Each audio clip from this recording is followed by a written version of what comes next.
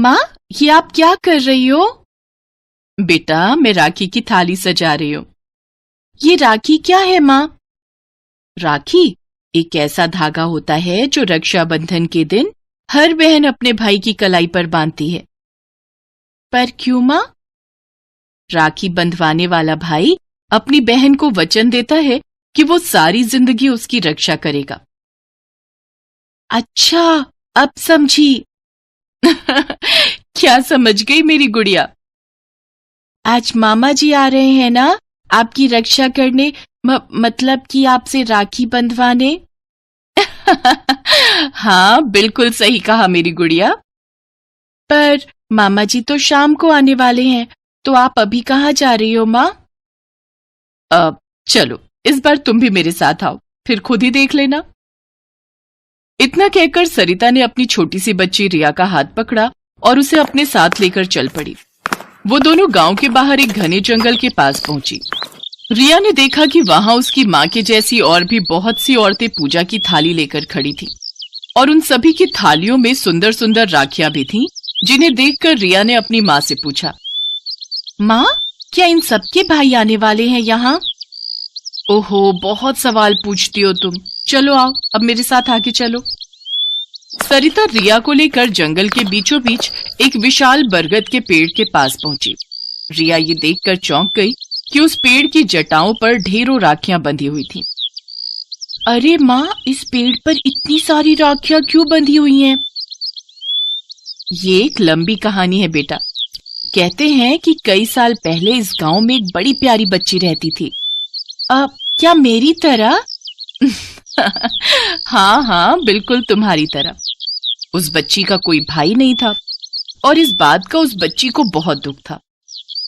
एक बार जब रक्षाबंधन का त्योहार आया, तो गांव की सभी औरतों और लड़कियों ने अपने भाइयों को राखी बांधी, लेकिन उस लड़की का तो कोई भाई था ही नहीं। तो फिर सबको रक्षाबंधन का त्योहार मनाते देखकर वो बच्ची बहुत उदास हो गई। ओहो, फिर क्या हुआ माँ? फिर वो लड़की उदास होकर इसी पेड़ के नीचे बैठकर रोने लगी। कहते हैं कि बरगद के इस पेड़ से उस बच्ची का रोना देखा नहीं गया, और उसने अपनी एक जटा को बढ़ाकर खुद उस लड़की के सामने रख दिया। वो लड़की पहले तो कुछ नहीं समझी, लेकिन फिर क्या हुआ माँ? जल्दी बताओ ना। फिर थोड़ी देर बाद वो लड़की समझ गई कि ये पेड़ उससे राखी बांधने को कह रहा है।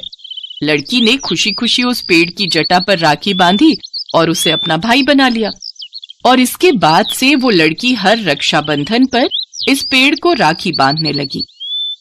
अरे वाह, ये तो बहुत अच्छा हुआ। फिर क्या हुआ माँ? इसके आगे की कहानी कुछ ज्यादा नहीं पता। वो लड़की कहीं गायब हो गई। हालांकि लोगों का कहना है कि कुछ सालों के बाद गांव में डाकू घुस आए थे। अब उन डाकुओं ने उस लड़की को मार दिया या उस लड़की ने डाकुओं को मार दिया, किसी को नहीं पता। सरिता की बातों को सुनकर नन्ही रिया गहरी सोच में डूब गई। क्या हुआ? क्या सोच रही हो रिया? मैं सोच रही हूँ माँ कि उस लड़की के साथ आखिर क्या हुआ होगा। अब पता नहीं बेटा, लेकिन इतना जरूर है, जब से वो लड़की गायब हुई तब से ही गांव की सारी औरतें और लड़कियां उसके बदले इस पेड़ को राखी बांधने लगी। अब तुम यहीं पर रुको, मैं अभी इस पेड़ को राखी बांध कर आती हूँ, ठीक है? कहीं जाना मत यहाँ से। इसके बाद सरिता ने उस बरगद के पेड़ की एक मोटी जटा पर राखी बांधी और फिर रिया को लेकर वहां से जाने लगी।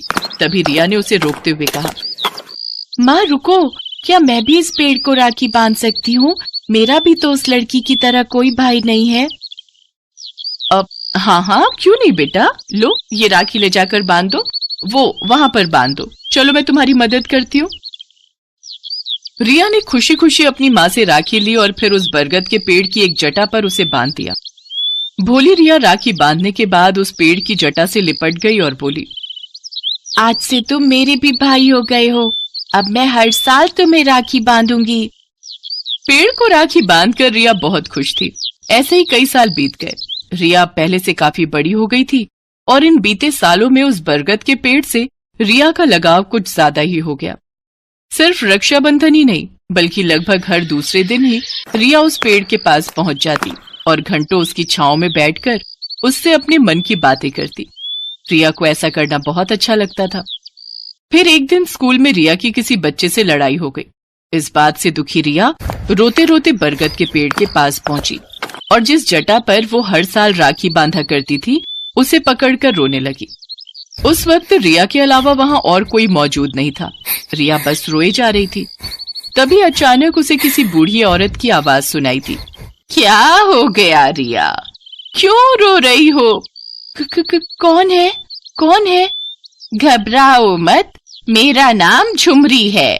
मैं इसी पेड़ पर रहती हूँ। इस पेड़ पर आप मुझे तो दिख नहीं रही हो।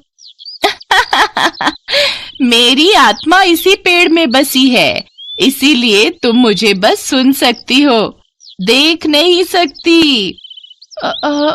आप भूत हो क्या? हाँ, ऐसा कह तो सकती हो तुम, पर मेरा विश्वास करो, मैं तुम्हें कोई नुकसान नहीं पहुंचाऊंगी। अच्छा, तुम्हें उस लड़की की कहानी याद है जिसने कई साल पहले इस पेड़ को राखी बांधकर अपना भाई बना लिया था? अरे वही कहानी जो तुम्हारी माँ ने तुम्हें सुनाई थी। हाँ, मुझे याद है वो कहानी, लेकिन वो लड़की कहाँ गई ये कोई नहीं जानता। अब आपको पता है क्या? तुम्हारे सवाल का जवाब मैं ही हूँ। असल में मैं ही वो बच्ची हूँ, इस पेड़ की सबसे पहली बहन झुमरी। क्या? हाँ, और अब मैं तुम्हें बताती हूँ कि मेरे साथ आखिर क्या हुआ था। एक दिन हमारे गांव में बहुत सारे डाकू आ गए। उन्होंने बहुत से लोगों को मार डाला।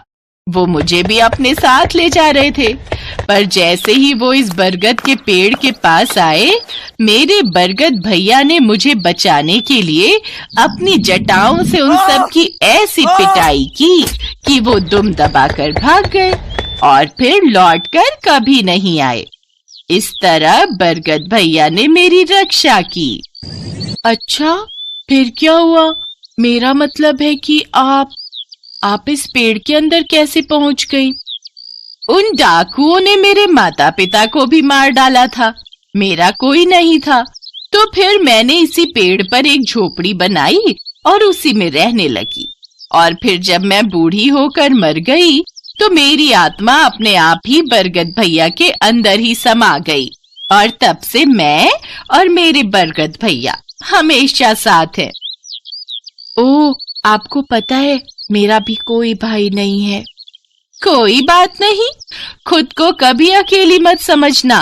अब से तुम मुझसे बात कर सकती हो, और बरगद भैया तो हैं ही सबकी रक्षा करने के लिए। झुमरी की आत्मा से बातें करने के बाद रिया बहुत खुश हुई। अब तक वो सिर्फ बरगद के पेड़ को अपनी बातें सुनाया करती थी, लेकिन अब उसकी बातों का जवाब देने के लिए वहां झुमरी थी। सब ठीक चल रहा था। फिर एक दिन अचानक गांव में हड़कंप मच गया। हर तरफ अफरा तफरी का माहौल था। मुखिया जी, कुछ करिए, वो लोग सब तबाह कर रहे हैं। क्या हो गया? कौन लोग? अब क्या तबाह कर रहे हैं?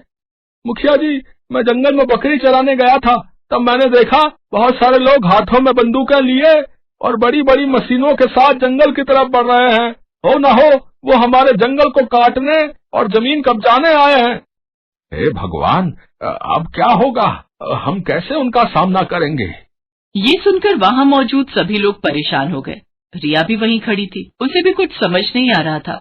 तभी वो भागकर बरगद के पास गई और उसने झुमरी को सारी बात बताई।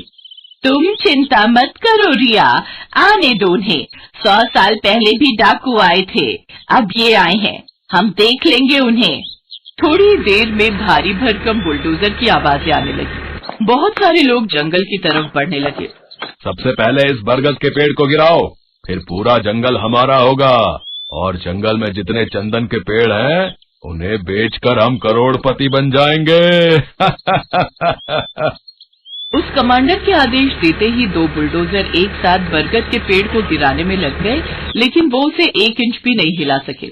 अचानक उसकी मोटी मोटी जटाएं जमीन से निकलकर हवा में किसी हाथ की तरह खड़ी हो गई और उन जटाओं ने उन बुलडोजर को तोड़ डाला। शाम को पुलिस भी आ गई। आप सबने बहुत बहादुरी का काम किया है। इस चंदन तस्कर गिरोह की हमें बहुत दिनों से तलाश थी। ये काम हमने नहीं, मेरे भैया ने किया है। भैया ने? कौन है वो बहादुर? जरा बुलाओ तो उसे। इंस्पेक्टर की बात सुनकर सभी लोग बरगद की तरफ देखकर मुस्कुराने लगे। बरगद पर बैठी झुमरी भी मुस्कुरा रही थी, लेकिन सिर्फ रिया ही थी जिसे झुमरी नजर आ रही थी।